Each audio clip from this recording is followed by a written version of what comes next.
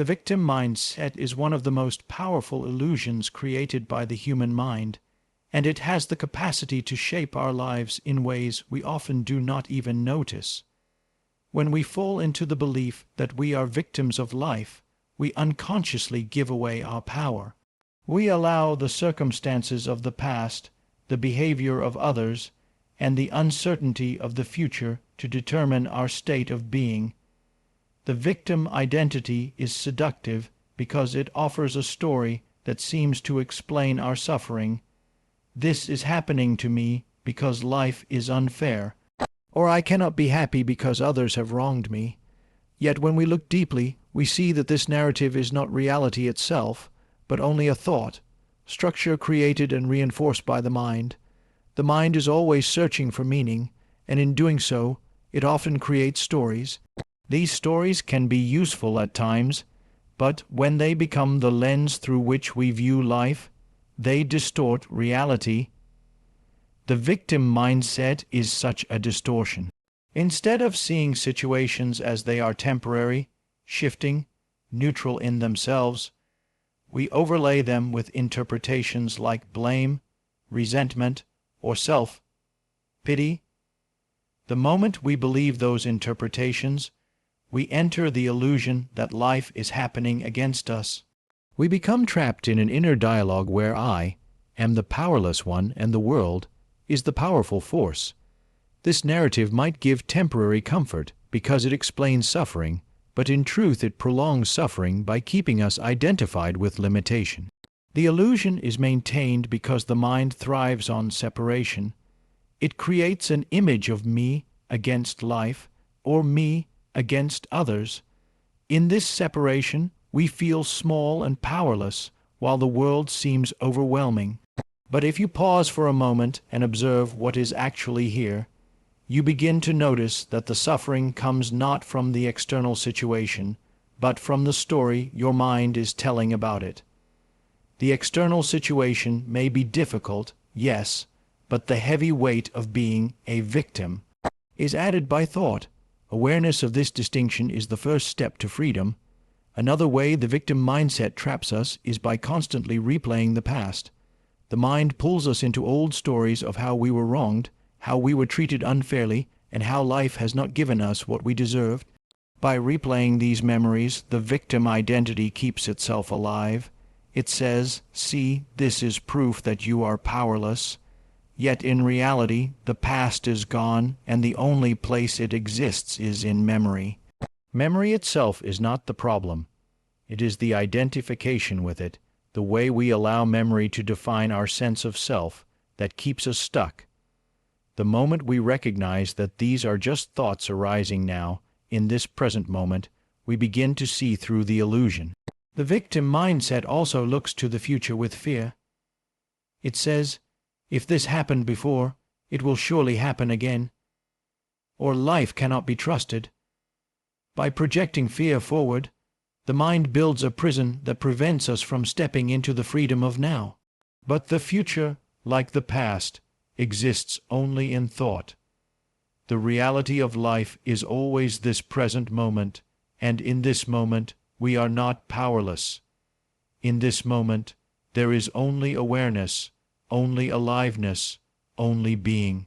When we finally see the victim mindset as an illusion, something profound happens. We no longer need to fight against it, we only need to notice it. Awareness itself begins to dissolve it. In presence, the story loses its grip, because presence does not need a story to be at peace. You realize that who you are is not the character in the victim narrative, but the awareness that witnesses it. In that realization lies true power, a freedom that no external circumstance can take away. The illusion of victimhood fades, and what remains is clarity, strength, and peace. Presence is the simple yet profound realization of being fully here, fully aware, and fully alive in this very moment. It is not something we have to create. It is always here, waiting beneath the noise of thought and the turbulence of emotion. The victim identity, on the other hand, is entirely constructed out of thought. It lives in stories of the past, in projections of the future, and in interpretations of what is happening now. When you bring presence into your life, the grip of those stories weakens, and the victim identity begins to dissolve naturally, without force or struggle. The victim identity feeds on unconsciousness. It thrives when we are lost in mental narratives, rehearsing old grievances, replaying painful memories, and telling ourselves over and over that life has treated us unfairly.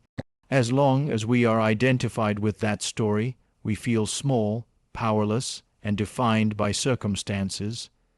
But presence is like a light shining into a dark room. The moment we become aware of our breathing, aware of the sensations in the body, aware of the stillness underneath thought, the story of victimhood can no longer dominate. We see that the I, who claims to be a victim, is nothing more than a thought, structure, not our true essence. Presence does not deny pain or dismiss challenges. Life brings difficulties, and they can be real and intense. But presence changes our relationship with them. Instead of collapsing into identification with pain, this is me, this is my life, I am broken, we begin to notice pain as something arising within awareness. We can feel it fully, yet also sense the spaciousness that holds it. In this shift, suffering no longer consumes us because we recognize that awareness itself is untouched.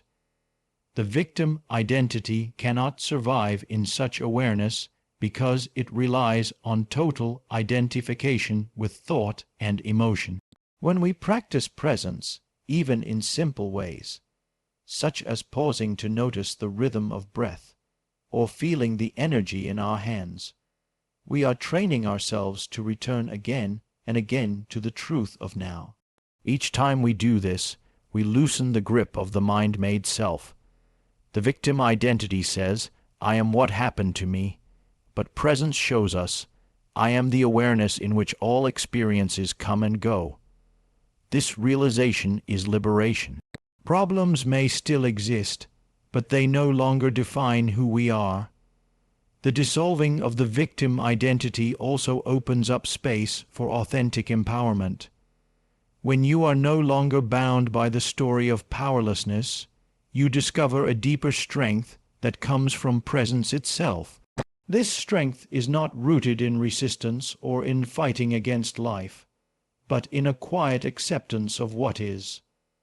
From that acceptance, intelligent action can arise, action not clouded by resentment or fear, but guided by clarity. The victim identity can never act with true clarity because it is fueled by reactivity. Presence, however, gives rise to responses aligned with wisdom and peace. In presence, we also see that life is not happening against us. It is simply unfolding. The idea of being a victim collapses because there is no me, separate from life to be victimized. There is only this moment arising as it is.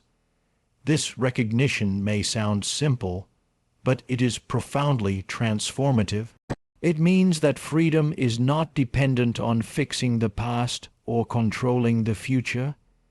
It is available now in the simple act of being aware. Thus, presence does not fight the victim identity. It makes it unnecessary. It reveals that who we truly are has never been wounded by life, has never been diminished by circumstance, and cannot be defined by any story. In that realization, the victim identity dissolves like mist in the morning sun, and what remains is spaciousness, peace, and the freedom to live fully in the here and now. Every human being encounters problems, challenges, and obstacles. They are an unavoidable part of the human experience. But the way we experience those problems is largely determined not by the problems themselves, but by the level of awareness we bring to them. A problem has power over us only when it is unconsciously allowed to dominate our thoughts, emotions, and sense of identity. When we become conscious, when we observe the problem without becoming lost in it, something remarkable happens. The problem begins to lose its heaviness, its grip, and its ability to define our inner state. To understand this, consider how the mind usually relates to problems. The mind clings to them, turns them into stories, and keeps replaying them over and over. A small difficulty can be magnified endlessly by thought until it feels overwhelming. The mind will say, "This is terrible. This should not be happening. I cannot handle this." In this state of unconscious identification, the problem grows larger than life. It becomes not just a circumstance, but a heavy burden on the heart and mind. And the more we feed it with attention wrapped in fear or resistance, the more powerful it feels. But the moment we step back and observe consciously, the dynamic changes. Conscious observation means noticing the problem without judgment, without adding a story to it, and without losing ourselves in fear or resistance. It is the act of being aware. Here is the situation. This is what it feels like. This is how my mind is reacting. By bringing the light of awareness to the problem, we break the unconscious fusion between the situation and our identity. The problem is seen as something arising within awareness, not as who we are. This conscious observation creates space. Instead of being entangled in the problem, we create a gap between awareness and the story the mind is telling. In that space, clarity arises. Often, the problem that seemed unbearable begins to feel lighter, less overwhelming. It is not that the external circumstance has changed, but the way we relate to it has shifted. We are no longer victims of the problem. We are the awareness in which the problem exists. And awareness itself is never threatened, never diminished, never burdened. This is why problems lose their power when observed consciously. Their power is not in the situation itself, but in our unconscious identification with it. When you watch a thought about the problem arise and dissolve, you realize that the thought itself is fleeting. When you notice the body reacting with tension, and you stay present with the sensation, you realize that even this passes. The problem loses its solidity. It becomes just another form appearing in the field of consciousness. Another profound shift happens when we observe consciously. Solutions often reveal themselves more easily. When we are trapped in unconscious reactivity, the mind is clouded by fear, anger, or despair. From that place, it is difficult to see clearly or to act wisely. But when awareness is present, the mind calms and intuition opens. You might see a simple action that can be taken, or you may realize that no immediate action is needed. Sometimes, the best solution is simply acceptance. Whatever the case, conscious observation gives rise to responses that are more intelligent than the automatic reactions of the victim mindset. Ultimately, the power of problems lies only in the unconscious belief that they define who we are. When we observe consciously, that belief crumbles. We realize that we are not the story, not the difficulty, not the heavy narrative of my problem. We are the space in which the problem arises, and in that space there is freedom. The problem may remain on the surface, but it no longer dictates our inner state.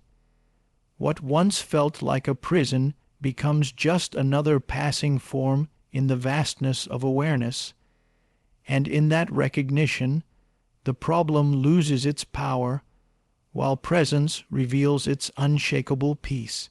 Human beings spend much of their lives seeking freedom in the external world. We believe that if circumstances change, if we have more money, a better job, healthier relationships, or recognition, then we will finally be free. This search for freedom outside ourselves is endless, because even when one desire is fulfilled, another quickly arises. The mind convinces us that freedom is always somewhere in the future, dependent on the next achievement, the next possession, or the next improvement in life conditions.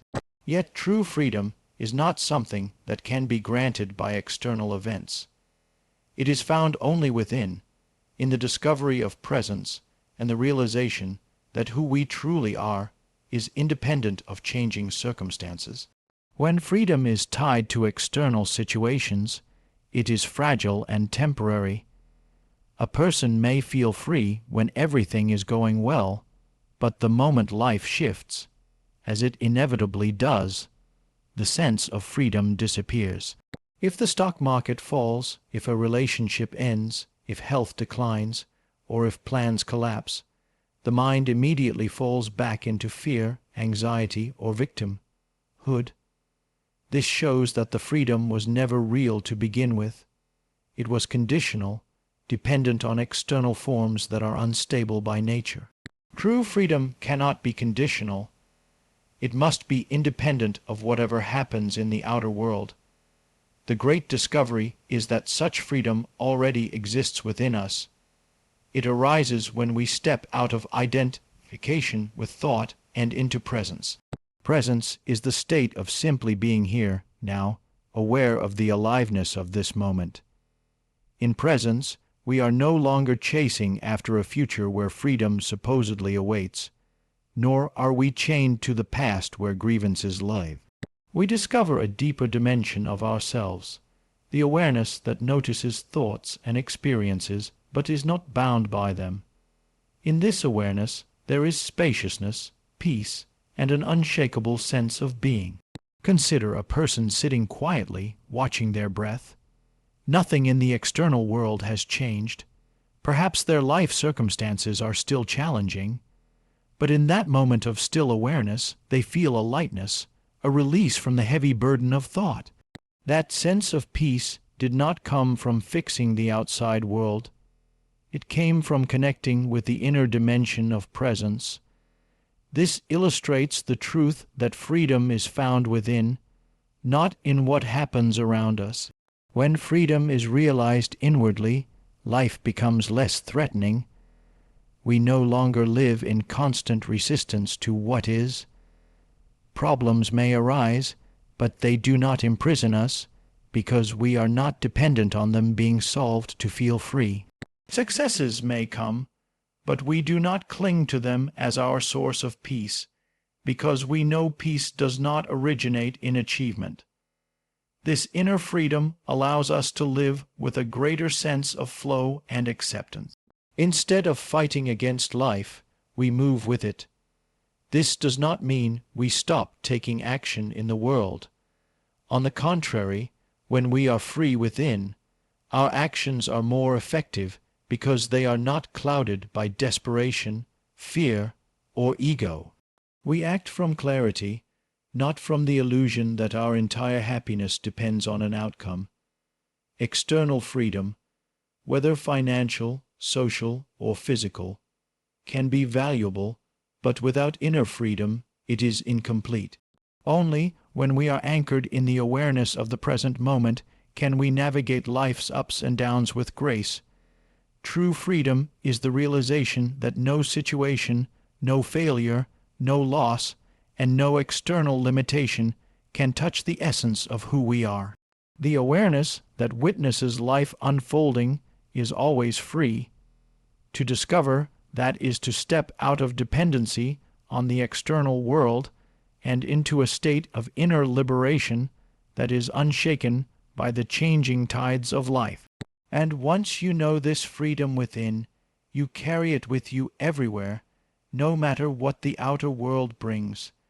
Life, in its unfolding, brings us many experiences, some pleasant, some painful, some that feel like blessings, and others that appear as obstacles. When challenges arise, the natural tendency of the mind is to resist, to complain, or to see them as enemies. we often ask, "Why is this happening to me?" and feel burdened under their weight. Yet if we shift our perspective, we begin to see that challenges are not punishments or accidents. They are invitations to awaken. Each difficulty, no matter how uncomfortable, carries within it the potential to open our awareness, deepen our presence, and bring us closer to the realization of who we truly are. The reason challenges have this transformative potential is that they disrupt the comfort of unconscious living. When life is easy and everything goes according to plan, the mind easily falls into complacency. We identify with our roles, our possessions, and our stories without questioning them. But when something breaks down, a loss, a failure, a betrayal, or an unexpected turn, the surface identity we cling to is shaken. This disruption, though painful, creates space for a deeper truth to emerge. It pushes us to look beyond appearances and to discover a source of strength that does not depend on circumstances. Consider a person who has built their entire sense of self on success and achievement. When they experience failure, the mind's story of who I am collapses. In that moment of collapse, they may feel devastated. Yet, if they turn inward, if they bring presence to the pain rather than resisting it, they may discover that their essence is not tied to success or failure. They may awaken to the deeper awareness that underlies all experiences. The challenge, which at first seemed like a curse, becomes a doorway to freedom. Every challenge, no matter its form, carries this same invitation. It says, "Will you allow yourself to be consumed by resistance, or will you use this as an opportunity to wake up from the dream of unconscious identification?"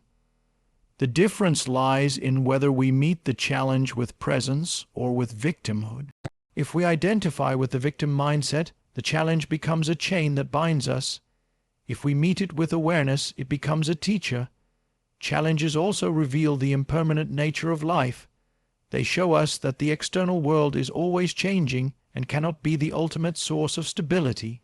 When a relationship ends, when health declines, when plans collapse, we see clearly that no external form can be held onto forever. This realization can either lead to despair or to awakening.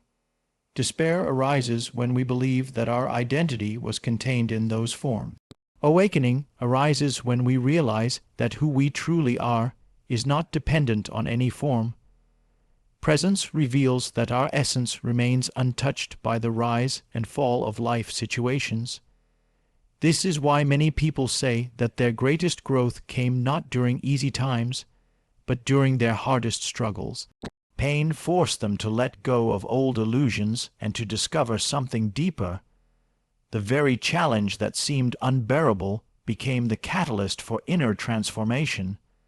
The invitation was accepted, and awakening followed. To see challenges as invitations is to shift from resistance to openness. It is to trust that life, even in its difficulties, is guiding us toward greater awareness. This does not mean we seek out suffering, but it does mean that when suffering comes, we meet it with a different attitude. We no longer see ourselves as victims of circumstance. Instead, we see ourselves as participants in the unfolding of consciousness. In this way, every challenge becomes meaningful. Each obstacle is not just something to endure, but an opportunity to awaken more deeply to the present moment, to let go of false identities, and to realize the unshakable peace of our true nature. When we meet challenges with presence, they cease to be burdens and transform into sacred invitations to live more consciously, more deeply, and more freely. Living in presence is not about changing the external world, but about shifting the way we see and relate to it. The mind is conditioned to interpret life through filters of the past and projections of the future. It constantly labels, judges, compares, and creates stories that shape our perception. When we are identified with those thought patterns, we experience life as heavy, conflicted, and filled with problems. Yet when we enter presence, the state of being fully aware of this moment as it is, the perspective shifts dramatically. Life is no longer seen through the narrow lens of the ego, but through the spacious awareness that embraces everything without resistance. One of the most profound shifts that presence brings is the recognition that we are not our thoughts. Normally, we believe every thought the mind produces, and those thoughts often carry fear, judgment, or dissatisfaction. The mind says, "This shouldn't be happening," or "I will only be happy when things are different."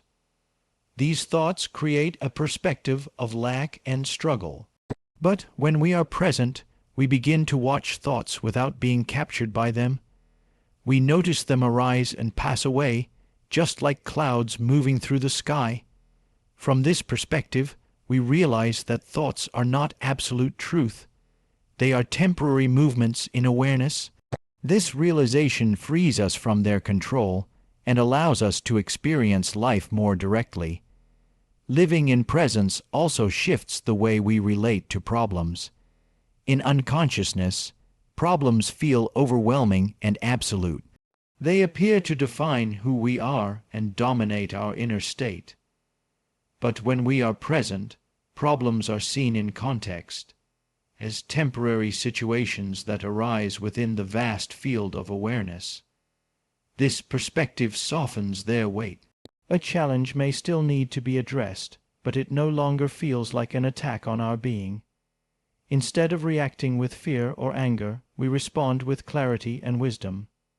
The perspective shifts from "I am trapped by this problem" to "This is a circumstance arising now, and it too will pass." Another perspective shift presence brings is in relationships. When we live unconsciously, we often see others through the filter of our own needs, expectations, or judgments. We interpret their words and actions in ways that feed our own ego stories. But when we are present with another person, listening fully without mental commentary, we connect with them beyond roles or judgments. We see their humanity, their essence, and we feel compassion. The perspective shifts from separation, you against me, to connection. We share the same space of being. This shift transforms relationships into opportunities for deeper presence and genuine connection. Living in presence also changes how we see time. In unconscious living, the mind is always chasing the future or clinging to the past. We believe freedom, peace, or happiness will come only when the future meets our conditions. But presence reveals that the only reality is now.